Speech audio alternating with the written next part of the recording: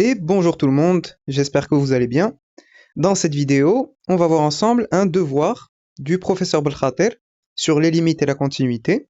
Donc c'est un devoir, il fait plusieurs exercices, donc on va de l'exercice 1 jusqu'à l'exercice 6, et on a aussi des exercices bonus.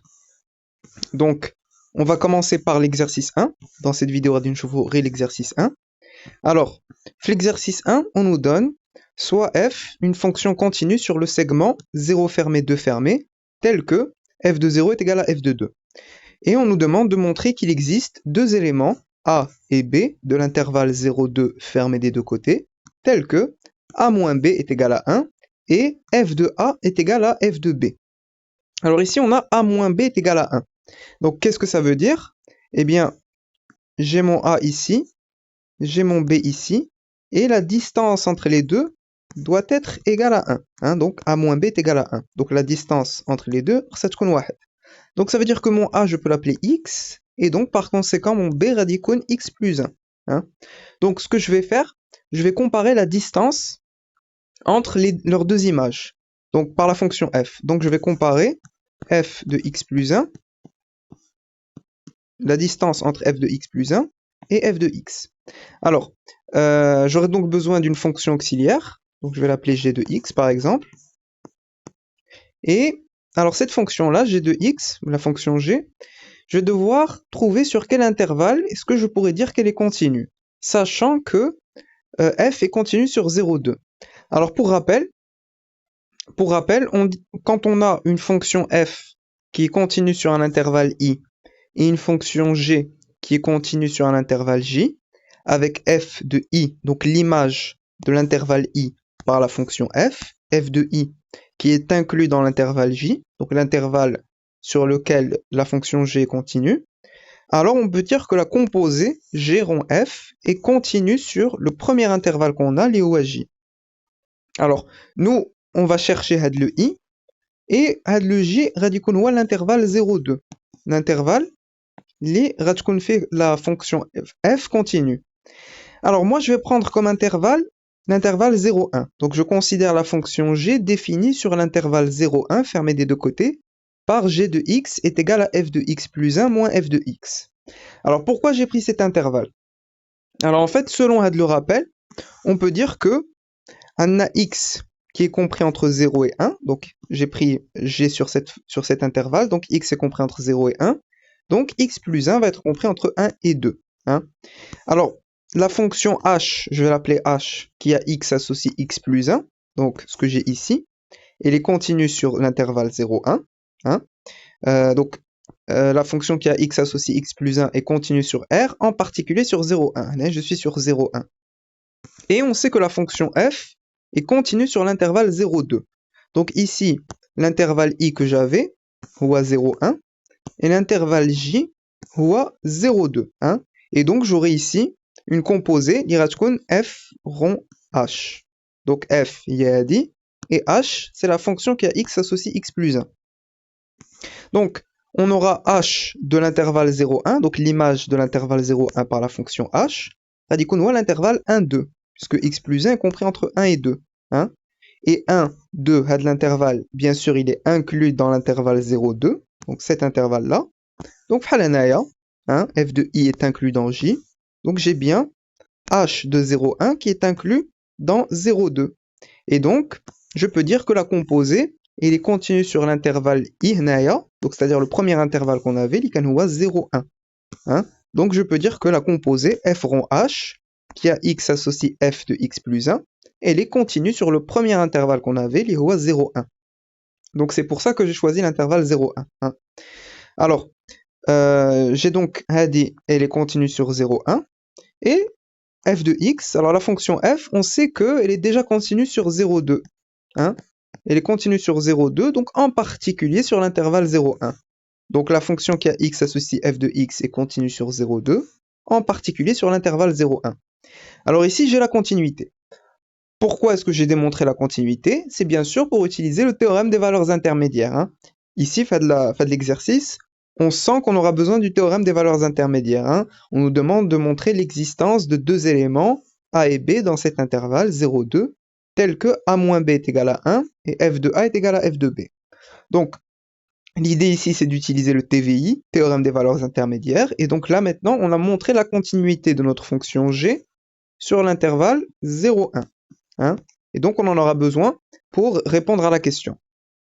Donc, maintenant, ce qu'on va faire, on a la fonction g qui est continue sur 0, 1, comme différence de fonction continue sur 0, 1, bien sûr. Donc, hadi, elle est continue sur 0, 1, c'est hadi, donc la différence, ça s'appelle une fonction, il y a la fonction g continue sur l'intervalle 0, 1. Donc, la continuité, je l'ai. Alors maintenant, ce qu'on va faire, on va calculer g de 0 et g de 1. Donc, g de 0 et g de 1. Je remplace, donc c'est f de 1 moins f de 0, et g de 1, c'est f de 2 moins f de 1. Alors maintenant, si je fais la somme des deux, g de 0 plus g de 1, eh bien, je remplace, donc g de 0 c'est ça, voilà, et g de 1 c'est ça, hein, donc c'est ça. Alors ici, j'ai f de 1 moins f de 1, ça part. Et on sait déjà que f de 2 est égal à f de 0, hein, c'est ce qu'on nous avait donné dans l'énoncé, f de 2 est égal à f de 0. Donc, tac, j'aurai ici f de 2 moins f de 0, hein, f de 2 moins f de 0. Ils sont égaux, donc j'aurai directement 0. Alors là, je trouve que g de 0 plus g de 1 est égal à 0. Alors, je pourrais faire passer g de 1 de l'autre côté, et donc j'aurai g de 0 qui est égal à moins g de 1. Très bien. Alors, g de 0 est égal à moins g de 1. On va distinguer deux cas à présent. On va voir le premier cas, si g de 0 est égal à 0. Alors, dans ce cas, g de 0 est égal à 0, cela signifie que f de 1 moins f de 0 est égal à 0. C'est-à-dire, ça de l'autre côté, f de 1 est égal à f de 0. Alors, si je prends a est égal à 1 et b est égal à 0, alors effectivement, Hado, ils sont distants de 1, donc j'aurai a moins b est égal à 1 moins 0, qui nous donne 1. Donc je respecte cette condition-là, a moins b est égal à 0. Donc, a moins b est égal à 0, maintenant on doit voir si on a bien f de a est égal à f de b. Alors, si j'ai a est égal à 1 et b est égal à 0, donc la première condition elle est vérifiée, a moins b est bien égal à 1, et f de a, donc c'est f de 1, et f de b ça va être f de 0, hein. Et nous, on sait que f de 1 est égal à f de 0. Donc, on a bien montré que dans ce cas, f de a est égal à f de b. Donc, pour le premier cas, c'est bon. Si g de 0 est égal à 0, alors, pour le cas, c'est évident, on a f de a est égal à f de b, avec a moins b est égal à 1.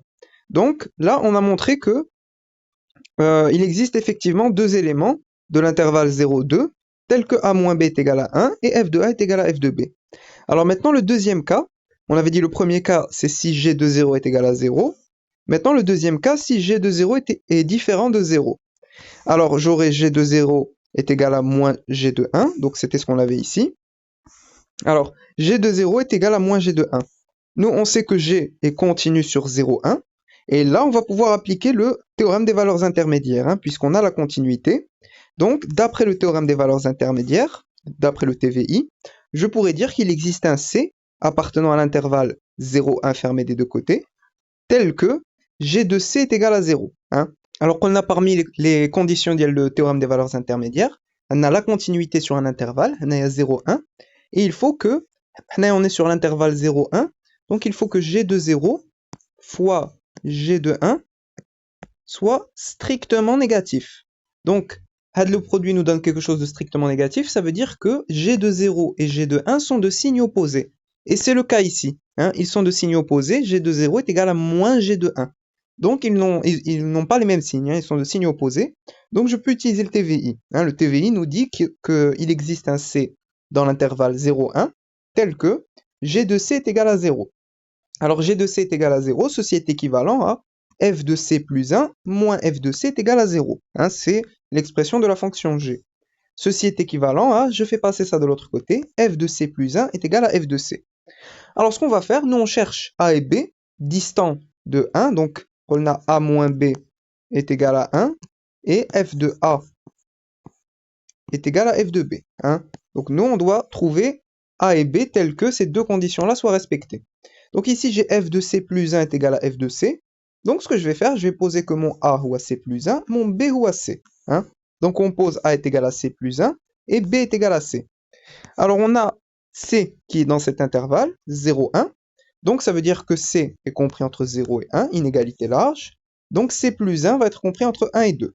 Alors, ça, c'est mon B, et ça, c'est mon A, hein, on n'oublie pas. Et là, on a presque fini, puisque là, on a démontré l'existence d'un C dans l'intervalle 0,1, et on a trouvé notre A et notre B. On doit juste dire que A, il appartient bien à l'intervalle 0,2, et on doit dire que B, il appartient à l'intervalle 0,2 tsahoua, hein, puisqu'on cherche A et B dans l'intervalle 0,2. Alors ici, j'ai mon B qui est entre 0 et 1, donc c'est bon, il est entre 0 et 2. Et ici, j'ai mon A qui est entre 1 et 2, donc c'est bon, il est entre 0 et 2. Hein. Donc je peux dire que mon A, il est bien compris entre 0 et 2, et le B dialyte, ça va avoir entre 0 et 2. Hein.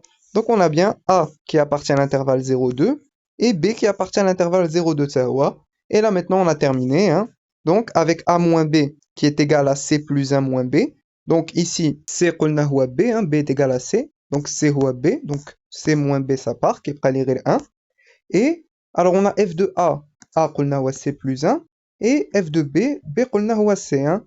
Alors on avait dit justement que f de c plus 1 est égal à f de c, hein. Donc f de c plus 1 est égal à f de c. Donc voilà, f de a est égal à f de b.